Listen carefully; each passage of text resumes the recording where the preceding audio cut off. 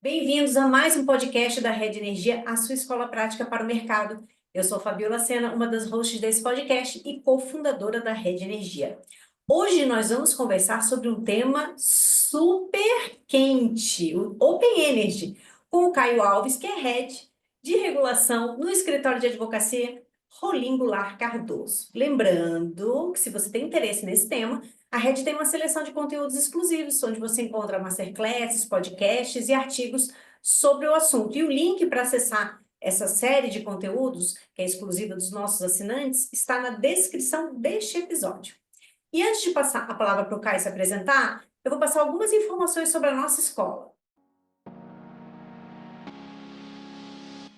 A Rede Energia é a escola de formação contínua para carreiras que precisam compreender tudo sobre negócios, mercado e regulação, os segmentos de geração, comercialização, transmissão, distribuição e transição energética.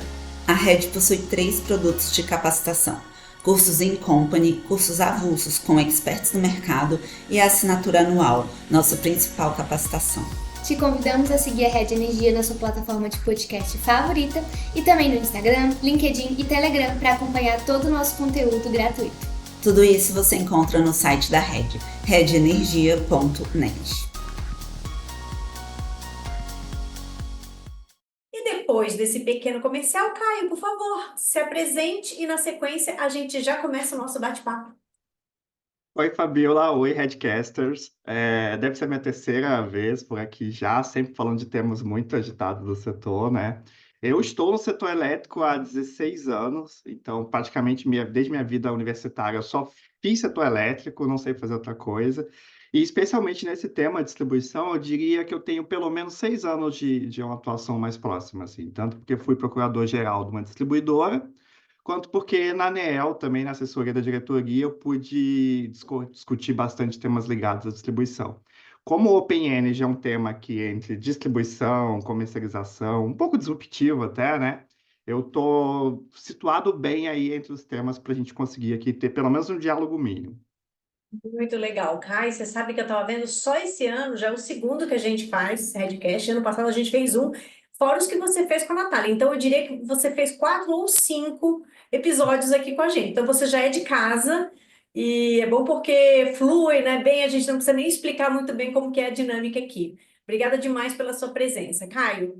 Queria começar já falando sobre o contexto, né? A gente sabe que a portaria do Ministério 50 de 2022 trouxe assim um passo super relevante para a abertura de mercado, né? Foi de fato assim uma abertura mais sólida, né? Foi o passo mais sólido que a gente deu realmente na direção da abertura e essa questão da abertura tem gerado discussões sobre, por exemplo, como que você dá mais liberdade para esse consumidor, mas ao mesmo tempo você precisa trazer transparência para ele poder decidir, né? Então, afinal de contas, ele vai ter o poder de decisão para onde ele vai, né? Se ele fica no mercado regulado, se ele migra para o livre, enfim. Então, eu queria que nesse contexto você contasse um pouquinho para a gente o que é esse tal Open Energy, né? Essa palavra em inglês aí, e o que que esse conceito, como que ele se relaciona com a abertura desse mercado, né? E eu já abri ali o meu aplicativo do banco e sempre vejo ali Open Banking, né? Então conta pra gente até que ponto a gente pode relacionar o Open Energy com o Open Banking. Perfeito, Fabiola. Obrigado pela pergunta. Assim, de antemão, eu diria para você que o mercado sempre deveria ter sido aberto e livre, tá? Quando você formou as bases do setor elétrico na Lei 9.074, lá de 95, já estava estabelecido que o setor, que os consumidores poderiam ir ao mercado e comprar sua energia. Então, digamos assim, o nicho natural da distribuidora, das agentes de distribuição, dos concessionários, nunca foi fornecer energia para os consumidores, tá? Mas aí você sabe, né? Burocracia, dificuldades, tecnologia, enfim, essa coisa se arrastou de 95 até hoje, né? Até que, de fato, você tem agora uma abertura parcial ainda, né? Agora para o grupo A, mas a tendência é que você tenha aí até 2027, 2028, 2029, abertura para todos os usuários, né? Eu costumo dizer que é só assim, a gente fala muito de empoderamento do consumidor nesse contexto, né? Mas, na verdade, o que a gente tem que dizer é que o consumidor vai assumir sua responsabilidade no papel, né? Ele vai ter os ônus e os bônus de comprar energia. Pode ser que ele tenha muita vantagem, pode ser que tenha consumidor que se enrole, não consiga comprar bem, enfim. Mas pelo menos o Estado brasileiro, enquanto Ministério de Minas e Energia, vai deixar de ter esse ônus, tá? E aí o consumidor vai para o ACL, onde a maior parte dos operadores já hoje atuam, né?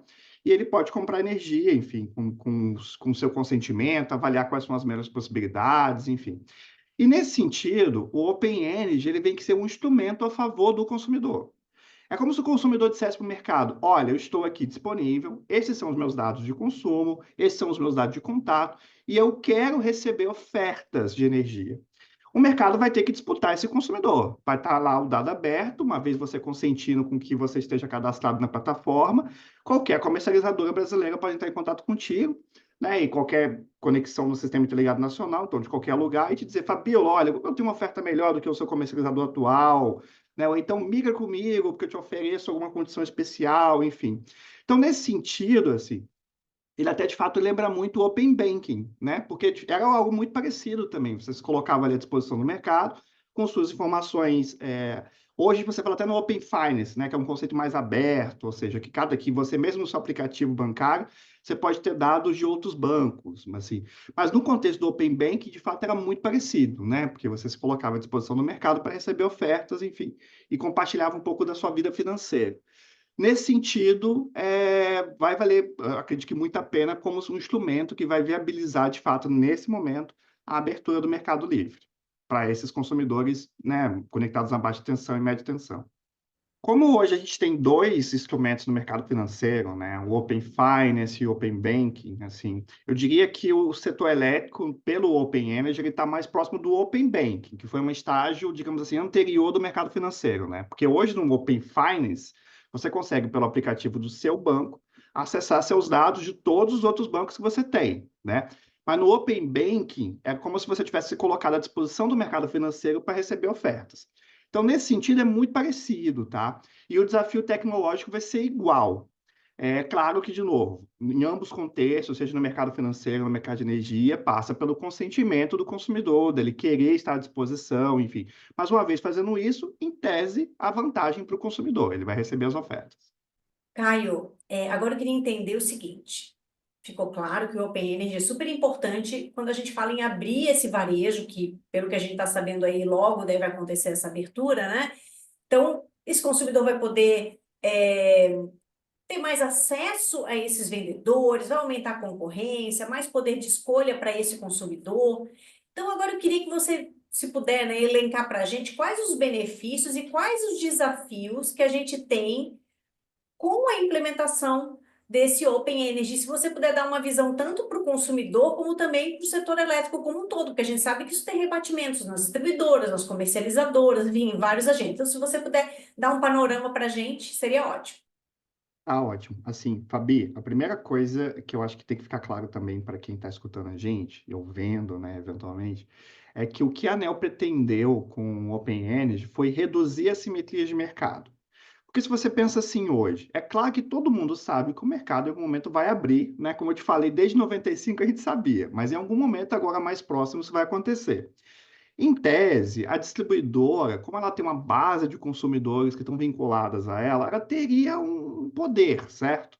A gente pode até falar mais sobre esse poder num tópico mais para frente, mas nesse momento o que a ANEEL pretendeu essencialmente foi dizer o seguinte: olha, vou reduzir a simetria. Então todo mundo vai saber quem é esse consumidor que potencialmente pode migrar, né? E com isso eu espero que o mercado funcione de forma mais parametrizada, todo mundo com igual poderes, tá? Com isso, o que se espera? Que você tenha um aumento de competição, porque você tem um novo nicho. Se você tem mais consumidores vindo para esse mercado, em tese você vai angariar mais interesse econômico, logo os agentes vão se movimentar para atender esse grupo, né? Com sua complexidade, a gente não está falando, por exemplo, de atender grandes clientes, né? Que tem uma gerência, que tem um, né? A gente está falando agora de atender mercado cativo, que é o usuário aplicado, que está sujeito ao Código de Defesa do Consumidor, você vai ter que ter call center, então, assim, não é uma coisa simples de fazer. Mas, em tese, né, você vai aumentar a competição, pelo menos é o efeito esperado, né? E com isso, o que se espera também é que, até hoje, como a gente fala de ACL, para cliente, de novo, num padrões bem especificados, né? Então, você tem produtos previamente estabelecidos que atendem esses modelos, né? Agora, com o consumidor, vindo para o mercado cativo, você está falando de cargas muito pequenas, né? Ou pelo menos infimamente menores do que o que você negociava na OCL. Então, você vai permitir que esses novos agentes que venham explorar esse mercado ofereçam novos tipos de produto, né? Então, tudo isso, seja porque vai ter novos agentes, seja porque vai ter novos produtos, enfim, é esperado que isso consiga atender, criar um fomento econômico para que você tenha mais atividade exploratória, né, propriamente dita. E aí, a longo prazo, essas informações, esse gerenciamento, eles também vão permitir até o melhor planejamento da carga, né? Porque se, por exemplo, você atende um consumidor que hoje não sabe o que é resposta da demanda, mas aí você passa a ter um comercializador que representa essas cargas e ele sabe sim que ele ofereceu um produto para o consumidor que o consumidor não pode consumir ali no meio da tarde, no horário de pico. Logo, esse comercializador vai ter mais poder, né, de planejamento, vai ter mais dados que ele pode fornecer para o ONS, enfim, para tudo isso, para que você tenha mais utilização desses recursos hoje de planejamento da carga. Então, com benefício, eu te diria que são diversos, né? Assim, é disruptivo, então assim, fica até difícil a gente prever como o setor será. Mas eu te diria que, pelo menos no primeiro momento, a gente vai ver essas respostas. Agora, como desafios, assim, o setor elétrico é super complexo, o setor de comercialização é especificamente muito mais complexo do que todos os outros. Quando você olha até em número de normas, né? O de comercialização é que tem maior número de normas. Então, hoje, talvez a dificuldade é você simplificar essa coletânea de normas e regulamentos para um contexto que você vai lidar com pessoas mais simples, de conhecimento técnico, né, médio, ou inferior, enfim, em relação ao setor elétrico, né? E aí até vem a segunda dificuldade, que é como você faz esse comercializador conversar de fato com esse consumidor, né? Ou seja, vai ter que adaptar, de novo, você vai ter que falar uma linguagem mais simples, mais direcionada, mais sujeita ao Código de Defesa do Consumidor, né? Um terceiro desafio é a segurança e como você trata os dados, porque hoje você está falando de distribuidoras que mantêm em seu próprio servidor os dados do consumidor. Nesse segundo momento, com o Open Energy, você vai ter a distribuidora mandando esse dado provavelmente para a CCE gerenciando esse dado, o comercializador acessando esse dado. Então, são muitos elementos, né? E, assim, em termos de segurança de informação, quanto mais pessoas acessam os dados, mais risco você tem. A possibilidade de vazamento é muito grande, né? E a gente já sabe que no setor elétrico você teve até distribuidores que teve banco de dados sequestrado, né? Na própria Europa isso aconteceu. Então, assim, por mais que nós estejamos preparados, né, saibamos a complexidade de dados que a gente está lidando, risco você acentua, né? Você aumenta. Você tem também um custo de adaptação tecnológica. Então, assim, você vai ter que ter novos canais de conexão do servidor da distribuidora para a CCE, você tem que ter sistemas próprios, enfim. E tudo isso alguém vai ter que pagar, e essa conta não está muito clara ainda quem é que vai arcar com isso. Se vão ser os próprios agentes, comercializadores que estão começando nesse mercado.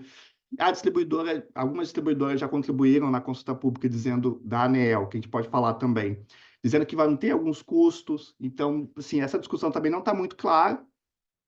E, além de tudo, né, você vai ter também a dificuldade com práticas anticoncorrenciais, né? Nesse modelo, assim, é esperado que, como você vai permitir todos os dados estando acessíveis para qualquer pessoa que estiver interessada em oferecer produtos, tecnicamente isso está resolvido, né? Mas num cenário em que você tem um mercado começando, práticas anticoncorrenciais podem ser muito nocivas, né? Porque ou você sufoca de vez que novos agentes venham e explorem esse mercado, ou você de fato permite enfim, eles consigam no ambiente livre, né, de fato, operar. Então também é um desafio. Eu acho que basicamente os desafios e oportunidades estão listados aqui, pelo menos são esses que a Nel indicou também.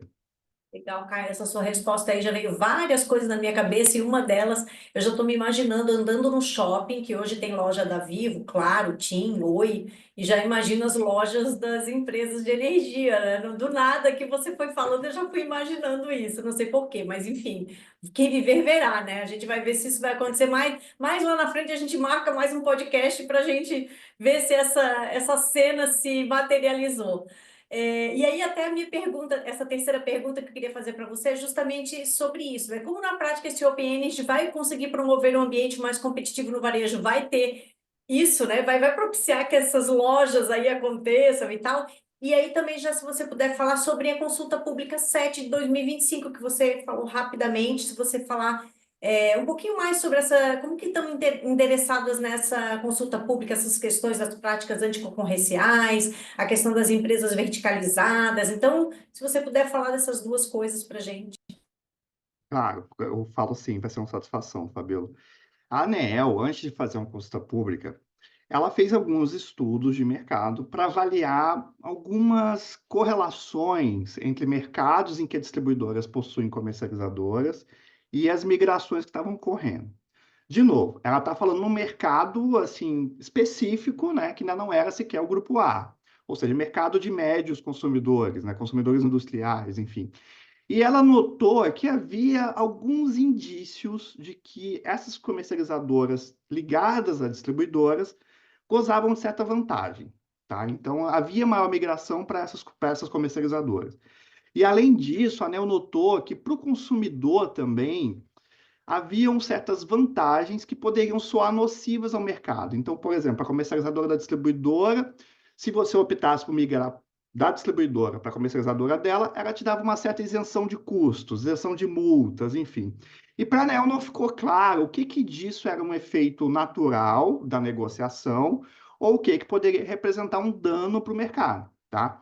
Então, assim, esse estudo ele não foi conclusivo, digamos assim, ele não avaliou que havia indícios claros de anticompetitividade, mas o que eu posso retirar dele, assim, que eu acho que está no cerne, existe um potencial risco.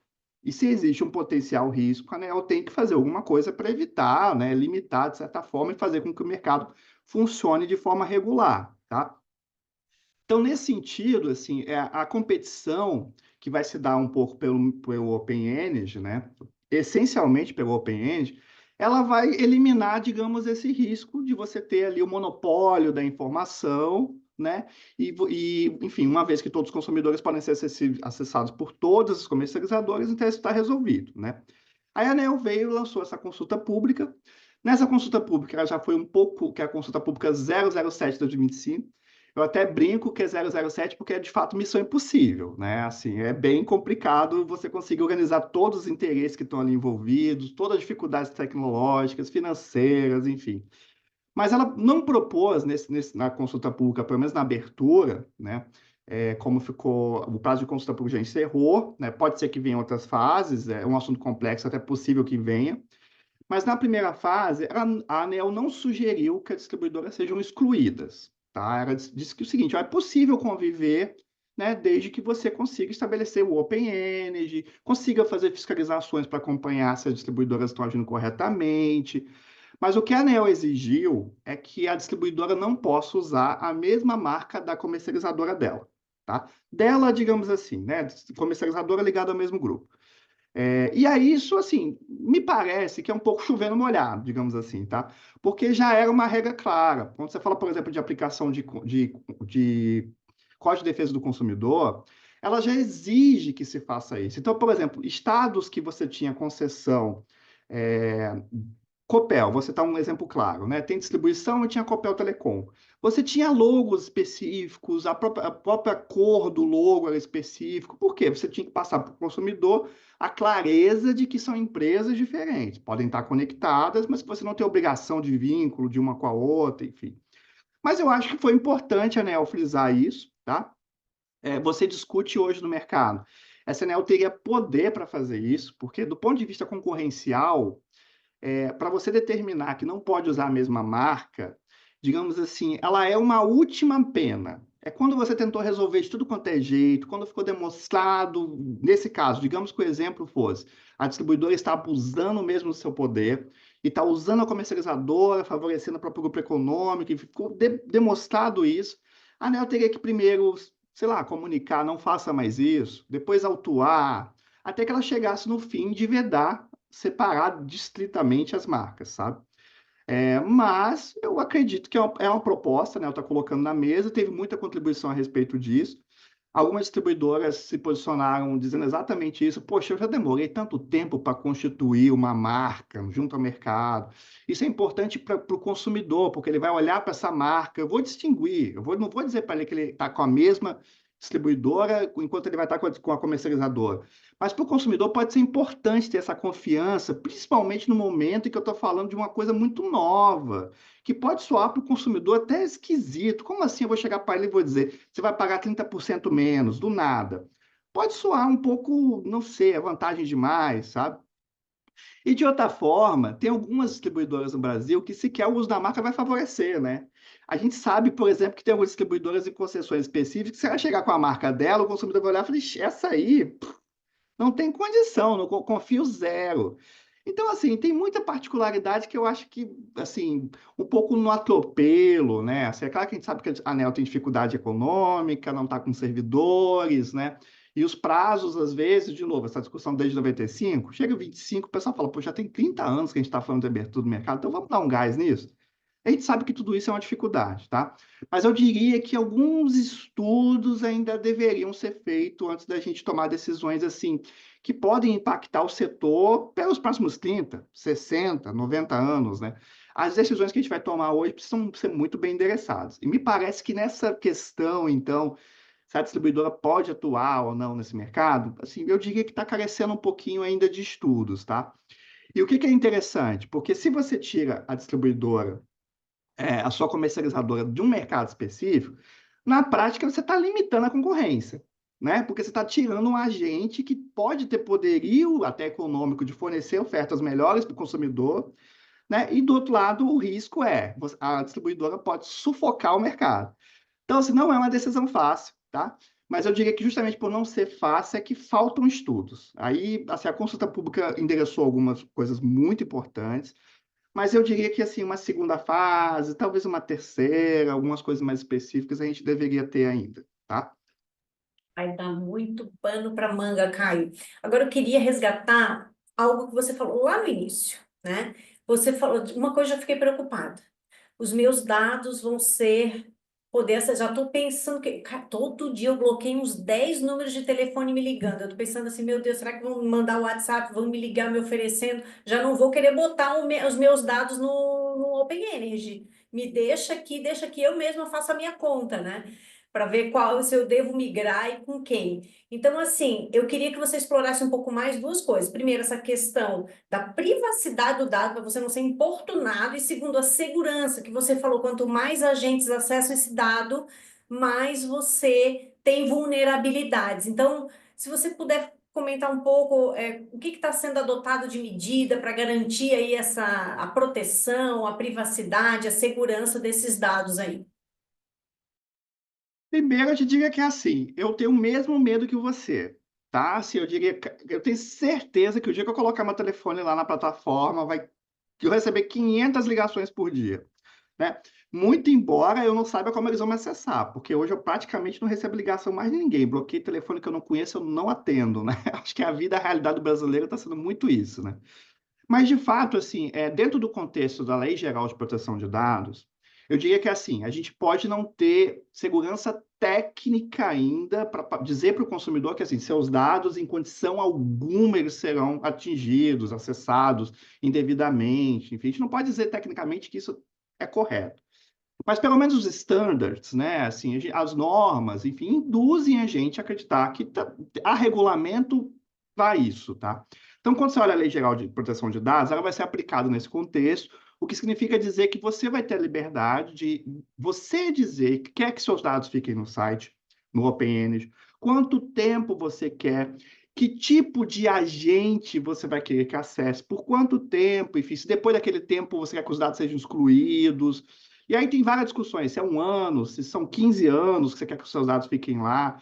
Mas o interessante é que você vai ter a opção de qualquer momento se sentir incomodado, ou se já fechou o contrato com a comercializadora, você entra no site, vai lá e dá um excluir dados, tá?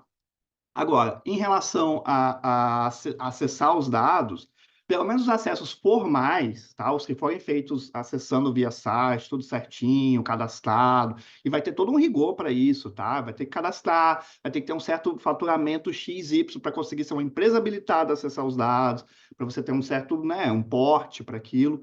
E aí você vai poder também entrar no site e saber quem foram as comercializadoras que acessaram, né? Eventualmente, uma empresa que presta serviço de eficiência energética acessou seus dados, você também vai saber para quê. né? Então, assim, o contexto foi formulado para que você tenha domínio dos seus dados, tá? Agora, o que tem um pouco ainda não está muito claro? É porque quando a gente fala de dados, a gente está falando de direitos que são do consumidor, mas que podem estar sujeitos a mais de uma regulação, né? Porque hoje você tem a ANEEL regulando o setor elétrico e você tem a Autoridade Nacional de Proteção de Dados, a ANPD, que regula dados, informações, vazamentos, afins, né? E me parece que essa discussão toda não está muito definido, assim, onde começa um, onde termina o poder do outro, tá? E a gente sabe que, assim, às vezes a gente pensa, não, as agências se articulam, né? Articulam sim, mas peronomútil, né? Porque quando você pega, por exemplo, a Anatel com a ANEEL, com telecomunicações, compartilhamento de dados, você viu que a coisa ali ficou um pouco, né, um pouco bagunçada. Então, pode ser que para o agente econômico que está explorando esse mercado, exista uma insegurança, tá? Então, assim, aconteceu um incidente, digamos que vazou um dado, alguém acessou, vou ter que comunicar aos usuários o que aconteceu, eu sei a dimensão do quanto aconteceu, aí eu comunico para a ANEEL, eu comunico para o ANPD, quem é que pode me multar? Então, eventualmente, a ANPD entende, a prerrogativa é minha, eu que vou autuar. A ANEEL vem e fala assim, não, mas é setor elétrico, querido, sou eu. Assim, eu tenho uma opinião muito categórica sobre isso, que é divergente da ANEEL, tá? Eu entendo que, para fins de ANPD, a prerrogativa é da Autoridade Nacional de Proteção de Dados. Então, a ANEEL, nesse campo, assim como no campo concorrencial, assim, a legislação, a nova lei das agências fala, a ANEEL pode até avaliar, ela pode até instruir uma nota técnica, mas ela tem que mandar para essas agências próprias para definirem o que vai ser autuado, o que vai ser multado, sancionado, enfim. Mas não é como a ANEEL compreende, tá? E aí, assim, nesse campo, eu prevejo uma certa insegurança para os agentes, né? E até para o consumidor também, né? Porque, assim, se eu tiver um problema ali, uma intercorrência de dados, eu questiono para a ANEEL, eu digo para a NPD que eu tive meu dado vazado, enfim. Acho que isso ainda tem que ser bem definido e me parece, assim, que a legislação, a Lei Geral das Agências, né, foi muito clara no sentido de dizer que a autoridade final seria de proteção de dados. Mas vamos ver isso aí, como é que a ANEEL vai se convencer, né, ao longo das discussões, e se ela vai compreender o seu papel de regulador, especialista no setor elétrico e não em dados, né? Vamos avaliar. Legal, Caio. Você falou assim sobre várias pontas que ainda estão soltas, até porque a consulta pública 7 ela encerrou recentemente. Então, conta para a gente agora, do ponto de vista regulatório, do processo, o que vai acontecer? Essas contribuições vão ser avaliadas, vai sair uma nota técnica, conta um pouquinho do processo, do rito, até porque você viveu isso, boa parte da sua vida dentro da ANEEL. E aí, depois, se você também puder falar um pouquinho quais os próximos passos que você enxerga para implementar o OPN. Vamos supor que, beleza, foi tudo finalizado, já está tudo aqui aprovado, coisas mais práticas mesmo que você imagina que vão precisar acontecer para que o OPN já aconteça de verdade. Ótimo, Fabiano. Assim, tecnicamente, agora, diante de tantas contribuições, estão todas elas disponíveis no site da ANEEL, a ANEEL consolida lá na página de consultas públicas, são muitas, tá? Se você pega algumas contribuições, tem contribuições de agentes comercializadores que têm 60 páginas, com estudos anexos de outros 70. Então, assim, é um momento sensível, é um momento complicado, e eu acho que a ANEEL precisa avaliar com cuidado, e ela vai avaliar, como de costume, né, cada contribuição, né, entender o que ela traz de pertinente, né. Eu, por exemplo, eu atuei pela Ordem dos Advogados no Rio de Janeiro, a gente fez uma contribuição específica lá, mais aspectos legais, tratamento do consumidor, né. Outras instituições públicas também participaram, e as distribuidoras em peso, as comercializadoras também. Então, uma vez que você consolida tudo isso, a ANEEL vai ter que voltar, né, para os documentos e avaliar bem o que disso aqui é razoável, o que os consumidores estão me apresentando, os agentes estão me apresentando, que eu não considerei e poderia ter considerado, que é a reflexão que se faz. Diante disso, ela pode, tecnicamente, aprovar esse ano ainda a instituição do OPN, tá? Agora, me parece que não é, enfim, uma proposta tão simples, principalmente porque você pega contribuições que são muito divergentes, né? Como eu te falei, tem algumas que estão dizendo assim, Anel, a distribuidora tem que atuar porque é vantagem para o consumidor ter mais um agente oferecendo serviço. Aí você tem comercializadores dizendo, é impossível você ter a distribuidora no próprio mercado. E tem questões assim, ô Fabíola, que são muito importantes que eu acho que a Anel nem tinha se perguntado. Por exemplo, se você pega uma grande marca, assim, tipo, vou citar aqui um exemplo, Mercado Livre. O Mercado Livre é uma marca conhecida no varejo, não atua hoje no setor elétrico, pelo menos a gente não tem, por exemplo, o HE Mercado Livre, uma distribuidora chamada Mercado Livre. E imagina que você possa entrar no Mercado Livre e comprar energia, né? Será que isso também não é uma competição um pouco desleal? Porque você está pegando um agente que tem muita capilaridade, que tem uma marca forte, mas não é do setor elétrico hoje. Então, como é que você vai lidar com isso, né? Eu acho que algumas coisas assim que foram contribuições muito importantes que passaram fora do radar, pelo menos até o momento da ANEEL. Então, eu diria que assim, isso vai dar bastante discussão ainda. Esse tema estava na relatoria do diretor Ricardo Tille, que teve o mandato encerrado, vai ser redistribuído para algum relator, evidentemente, né? E aí você pode ter muita coisa, pode fechar desde a primeira fase, como pode abrir a segunda fase, pode abrir uma terceira, enfim. E parece que é um assunto que está há bastante tempo sendo discutido, você tem bastante material, mas, de novo, exige um certo cuidado, né? Se eu me guiar pelo cronograma que está lá hoje, se for aprovado hoje, você está falando que no final de 2025 você vai ter uma fase implementada do Open Energy, então você vai ter um sitezinho que nós, consumidores, vamos poder ir lá, já fornecer o consentimento se eu quero disponibilizar meus dados, já saber quais dados estarão lá, então isso perpassa pela obrigação da distribuidora submeter os dados, né? E você ir lá conferir. E aí, no ano que vem, em tese, no final do ano que vem, dezembro do ano que vem, todos os demais agentes teriam acesso, tá? Essas são as propostas da ANEEL. Eu, honestamente, acredito que a gente está chegando a maio agora, né? Acabou de encerrar a consulta pública, eu acho difícil implementar, vai ser muita correria, mas a priori é importante, o mercado já está preocupado, né? E se preparando tecnologicamente, estudando a LGPD, estudando o Código de Defesa do Consumidor, enfim, porque se acontecer, pode acontecer a qualquer momento, é bom estar preparado, né? E podemos ter uma medida provisória a qualquer momento abrindo o mercado a partir de 2027/2028. Então, isso tudo ainda tem que ser orquestrado com esses movimentos, digamos aí, em outras esferas, né? Então, tudo isso tem que se conversar. Caio, excelente, adorei conversar com você, como sempre, né? É uma delícia. Queria te agradecer e te deixar já aqui o convite para voltar quando você quiser, quando tiver algum tema palpitante, porque é sempre gostoso, você vai direto nos pontos que a gente precisa saber, dá todas as dicas para a gente ficar atento aí. Então, estamos sempre com as portas abertas. Se você puder deixar algum recado final, como que faz para acompanhar você, o escritório, dá uma dica aí para o pessoal se manter atualizado com o que você está pensando, o que você está escrevendo. Fabiola, primeiro, assim, obrigado muito pela oportunidade. Eu adoro a Red Energia, adoro, evidentemente, o Redcast, né? O que vocês possibilitam aqui de conhecimento, eu queria até quando eu comecei a estudar do setor elétrico, ter essa facilidade, né? Hoje vocês divulgam conhecimento, são muito transparentes nisso, isso é muito bom. Eu adoro a escola. Então, sempre contem comigo, eu vou estar aqui sempre, tá? Junto com a marca de vocês. E em relação a acompanhar, assim, o que eu diria? Eu estou no Rolingo lá, advogados, a gente publica boletins mensais, informes sobre os temas, a gente faz muito de coração dado porque a gente gosta do que a gente faz, tá? E eu sugiro ao pessoal que acompanha, que gosta do setor elétrico, acompanha o LinkedIn, pode me adicionar lá, eu sou sempre feliz em receber os convites, e vai ser uma satisfação também ter todos aqui interessados no assunto, nesse e outros, né? Para adicionar lá, pode ficar à vontade. Que legal. Eu não sei como, mas eu me cadastrei lá no site Rolim e recebo os informes de vocês. Então, procurem aí no site, deve ter um espacinho lá para receber as newsletters. Lembrando que é um escritório que tem várias áreas, né? Então, não sei se dá para você optar, se você tem interesse em tributário, em energia, em outros segmentos de infraestrutura, enfim, é um full service aí, tem muita coisa legal.